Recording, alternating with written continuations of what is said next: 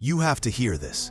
Hidden deep in Tokyo during 1944, American POWs were subjected to experiments so cruel they defy belief.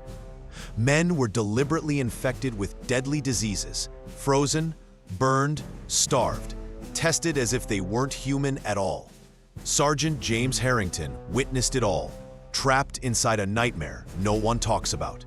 This isn't just history. It's a story of survival, courage, and secrets the world tried to bury. Stay with me, because what happened inside those walls will shock you and make you question everything you thought you knew about war. Tokyo, 1944. The train ground to a halt outside a gray, unassuming camp on the outskirts of the city. American POWs, worn down by months of grueling battles in the Pacific, stumbled onto the platform, boots scraping against the weathered wooden planks, their bodies aching from cramped transport and endless marches. Among them, Sergeant James Harrington of Ohio moved slowly, each step weighted by exhaustion and a gnawing dread he could not shake. Tales from Corregidor and Bataan had already painted a grim picture in his mind: starvation, unrelenting brutality, and medical experiments that left men maimed or dead. The air itself seemed tainted, metallic and acrid, carrying faint chemical odors that hinted at the horrors lurking behind the camp's bland, gray walls. Guards moved with an eerie precision, silent and mechanical, observing every motion as though anticipating the slightest misstep. A pale, meticulous doctor recorded names, ages, and physical conditions with a calm so unnerving it felt almost deliberate, as if each note was a prelude to something darker. James shivered, sensing that the scrutiny was not for care, but for experimentation, an echo of Unit 731, where prisoners had been subjected to biological and chemical tests with deadly efficiency. Every glance, every pen stroke, reinforced the chilling realization that their lives were being dissected for science rather than saved. Around him, the other men exchanged silent looks, their eyes hollow but alert, fear tempered by a stubborn will to endure. The platform seemed endless, the gray sky pressing down, and James felt a cold knot of anxiety tighten in his chest, aware that nothing here would resemble mercy. Inside the barracks, the men were stripped of personal belongings, their few possessions gathered into crates that would never see the light of day again, replaced by thin, ill-fitting garments that offered scant warmth or comfort. The rumors James had heard before arrival were all too real: frostbite trials, deliberate infections, exposure to extreme heat and cold.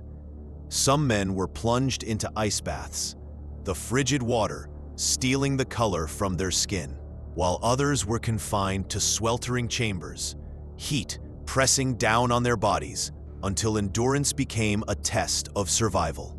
Diseases, typhoid, dysentery, malaria, were introduced deliberately, and every reaction was meticulously catalogued, as though the prisoners were no more than specimens in a cruel, living experiment. James watched friends weaken day by day, their muscles slackening, their eyes dulling, and he felt a helpless anger simmer beneath his fear. Yet, amid the orchestrated cruelty, small sparks of resistance flickered. Corporal Lewis, a wiry man from New Jersey, secretly hid scraps of food beneath the floorboards, slipping rice and bits of bread to men too weak to stand. Quietly, prisoners exchanged whispered strategies: which corners were safe to sleep in, how to treat minor wounds, how to avoid drawing attention during the experiments. Even the tiniest gestures, a shared blanket, a nod of encouragement, a whispered word, became acts of rebellion, threads of humanity in a place designed to strip it away. Smuggled letters from home arrived sporadically, slipping into the hands of prisoners like lifelines, carrying faint sense of familiarity and reminding them that the world beyond the barbed wire still existed. James clutched these messages with trembling hands, rereading them until the words etched themselves into his memory, a fragile shield against despair. Every day in the camp was a lesson in endurance, a constant negotiation between the body and the mind. The men learned to read the moods of the guards, to anticipate the movements of the doctors, and to brace themselves for sudden tests of their physical limits.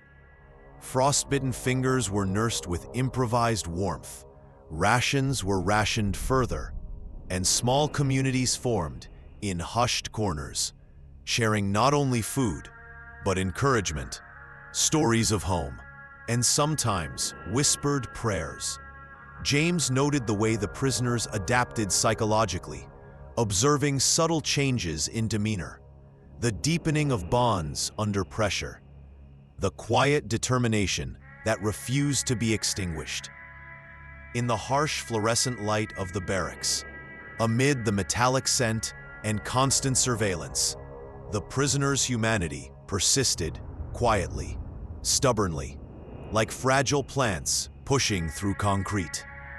Even as the experiments continued, each procedure logged with meticulous coldness, each injection or exposure administered with clinical detachment. Small acts of defiance endured, a shared ration, a note passed under a bunk, a whispered warning to avoid a particular experiment. These were not merely survival strategies. They were affirmations of life, proof that despite the cruelty and relentless control, the human spirit could not be entirely subdued. James carried these moments in his mind like precious cargo, reminders that even in the darkest circumstances, hope, however small, remained a vital, sustaining force. One morning, James and a handful of prisoners were summoned to a laboratory-like room, its walls stark and sterile, fluorescent lights casting a harsh, unflinching glare over every surface. The air was thick with a metallic tang and a faint, acrid odor that hinted at the chemical and biological horrors awaiting them. Here, the experiments escalated beyond what James had already endured, crossing into deliberate and systematic torment.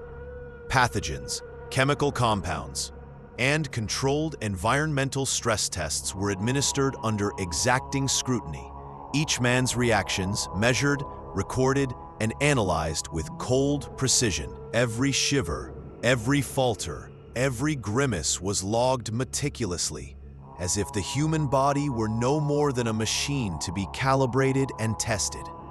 The methods mirrored historical accounts of Unit 731. Men forced into extreme cold until their limbs lost all feeling.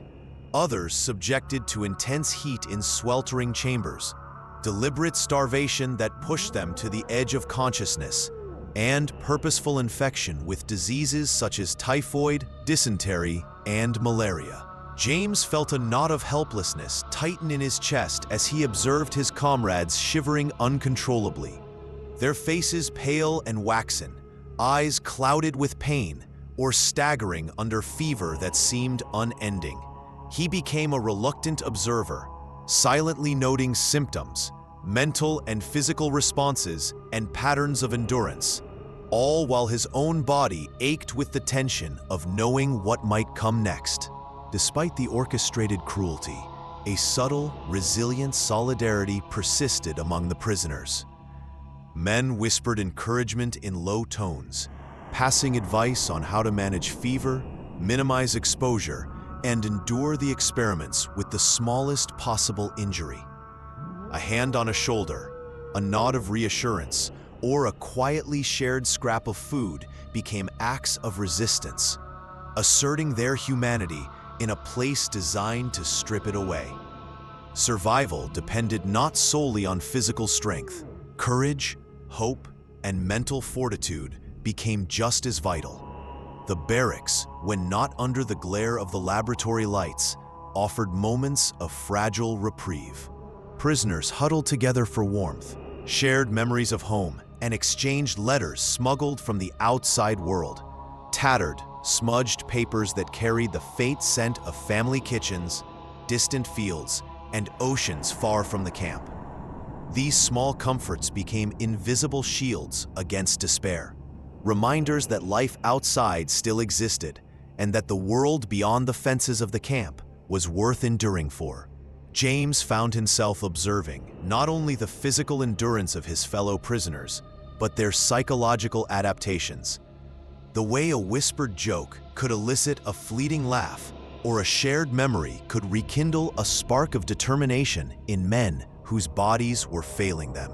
Days stretched into weeks, the routines of the camp settling into a grim, relentless rhythm that tested both body and mind. Every prisoner was cataloged with chilling precision. Temperature thresholds were recorded, blood reactions analyzed, immune responses measured, as though the men were living data points in a cruel, clinical ledger. James silently made mental notes, calculating which strategies might help him and his friends survive each day. Observing the ways some men adapted to the most harrowing circumstances. The Japanese researchers moved methodically, presenting their work as scientific progress, yet time and again, the experiments pushed beyond morality into sheer cruelty. Their calm efficiency, almost detached, made the suffering seem inevitable, inescapable, and James felt a constant gnawing tension in his chest. Even amid this, pockets of human resilience and camaraderie emerged. Prisoners exchanged warmth when possible, rationed sparingly to extend food to the weakest, and offered counsel on which experiments to avoid.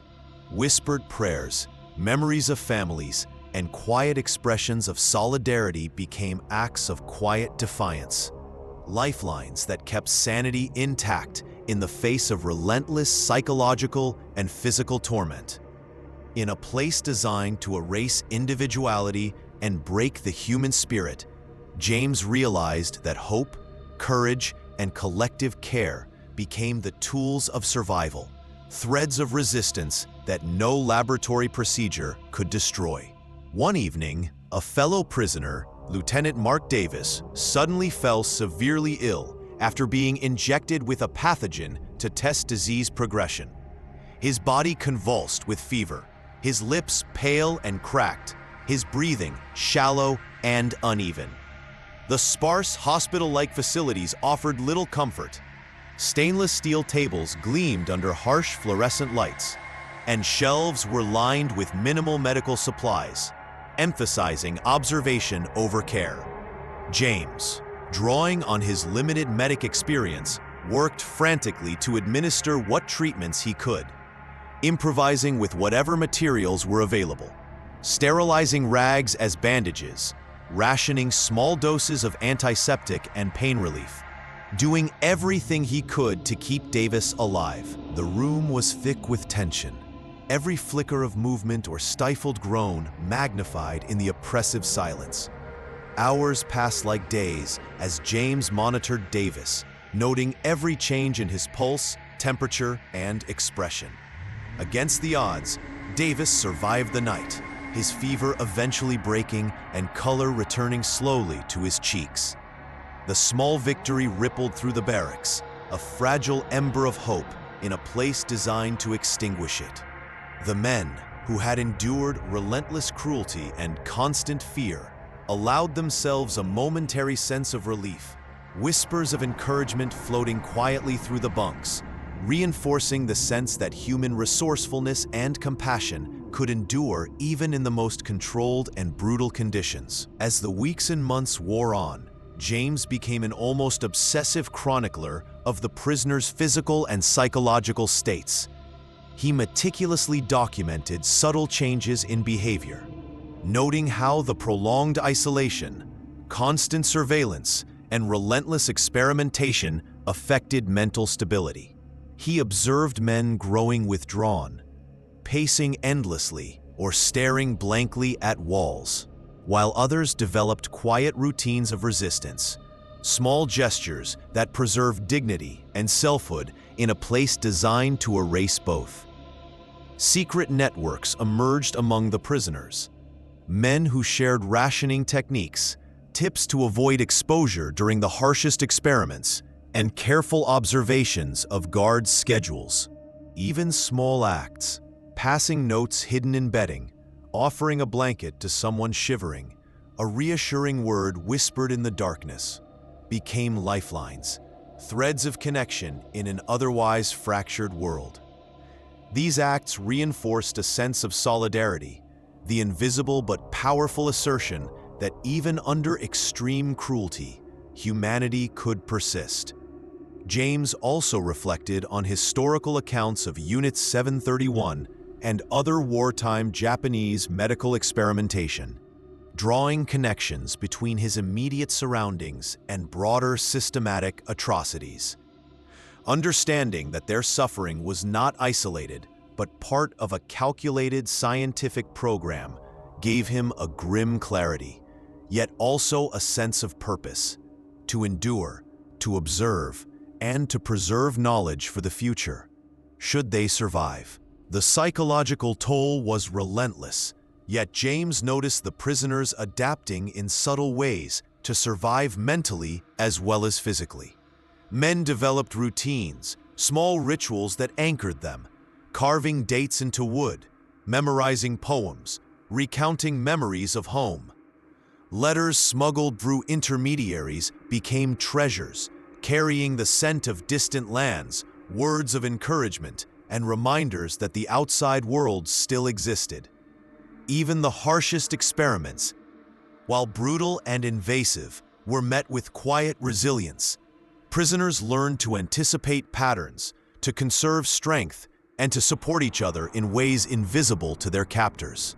James found that these shared moments of solidarity, an improvised splint here, a whispered warning there, a careful hand to a friend's shoulder, became as crucial to survival as any physical ration.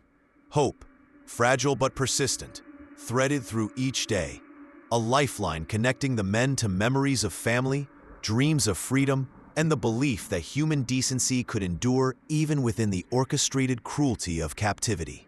Through every test, every fever, every deliberate act of suffering imposed by the camp, James clung to that hope that survival, solidarity, and the enduring memory of home could outlast the cold calculation of those who sought to break them. In the final months before liberation, prisoners grew increasingly aware of their place within a vast and tumultuous global war. News traveled slowly, often filtered through rumors, scraps of intelligence, and whispered accounts from those who had managed to overhear or smuggle bits of information. Reports hinted at Japan's looming defeat, yet no tangible relief reached the camp, leaving James and his fellow prisoners suspended in a cruel limbo. The experiments continued with relentless precision, each day presenting a new test of resilience, endurance, and the fragile limits of human patience. Men were exposed to extreme cold and heat, deliberately infected with diseases, or subjected to starvation and psychological torment. Every procedure, every test, served as a reminder that their captors measured life and suffering with the detachment of science, ignoring the human cost entirely. Yet, the harsh routines and the sterile glare of laboratory lights, small acts of strategy, observation, and solidarity became essential tools of survival. James and his companions developed meticulous routines to maintain mental clarity, mapping the layout of the camp in their minds, memorizing guard rotations, quietly noting the timing of experiments, and supporting one another through whispered instructions or gentle reassurances. Each day became a careful balance between enduring imposed cruelty and preserving the autonomy of thought, a silent assertion of human dignity in an environment designed to strip it away. These routines were not merely survival techniques. They were subtle rebellions, each act of planning or mutual aid a testament to the prisoners' insistence on retaining control over at least some aspects of their existence. Even amid the most dehumanizing experiments, solidarity flourished. Small communities formed in corners of the barracks, men sharing meager rations, comforting one another through illness, and offering guidance on coping with the physical and mental toll of confinement. James noticed how humor, when carefully deployed, could lift the spirits of those most burdened by fear. A joke whispered under a bunk, a shared story of home, or a gentle touch to ease pain became acts of quiet defiance. The prisoners' mental fortitude grew alongside their physical endurance, a fragile but vital network of strategies that allowed them to persist against overwhelming odds. As the war dragged on, the prisoners' understanding of the larger conflict deepened. They realized that their suffering, while immediate and personal, was connected to broader patterns of strategy, ambition, and cruelty that spanned the Pacific. The awareness of being pawns within a global war created a strange duality, a sense of helplessness, tempered by the recognition that survival, even under the harshest conditions, had a purpose beyond the confines of the camp. James documented every observation he could. The physiological effects of starvation, fever, frostbite, and exposure. The psychological shifts wrought by isolation, fear, and prolonged stress. And the subtle ways prisoners adapted, developing rituals, routines, and mental exercises to preserve their humanity. Secret systems of communication persisted, sometimes as simple as passing notes hidden in clothing or bedding, or as elaborate as sharing detailed survival strategies and advice on evading the harshest experimental procedures. These acts, though small, carried enormous significance. They represented the prisoners' refusal to surrender entirely to the dehumanization around them. Every gesture of kindness, every whispered word of encouragement became a thread connecting men who were otherwise isolated, creating a network of resilience that no laboratory test could sever.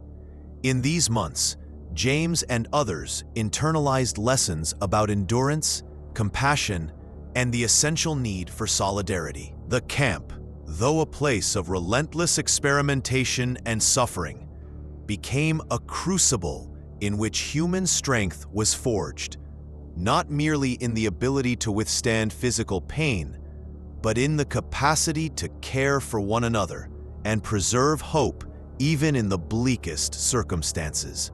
By the time the war ended, those who survived were profoundly changed. The physical scars of disease, exposure, and experimental procedures were evident, but the psychological and emotional adaptations they had cultivated proved equally significant. James reflected on the months of confinement, the relentless monitoring, and the calculated cruelty, realizing that endurance had required more than mere survival instincts. It had demanded creativity, courage, empathy, and a steadfast commitment to human dignity. The prisoners' ability to establish routines, share knowledge, and sustain one another had transformed the camp from a purely site of oppression into a fragile community of mutual support. Through the ordeal, James and the others bore witness to the extremes of human cruelty, but also to the extraordinary capacity for resilience, resourcefulness, and compassion. The camp, once defined by fear and suffering, became a testament to the human spirit's enduring strength. Though marked by trauma, disease, and the memories of horrific experimentation, the survivors carried forward the memory of camaraderie, courage, and the fragile hope that even in the darkest moments, humanity could persist. Each act of endurance, each moment of care, had ensured that the prisoners were not merely victims of history, but also witnesses to and participants in a quiet resistance of spirit that no confinement or cruelty could entirely extinguish.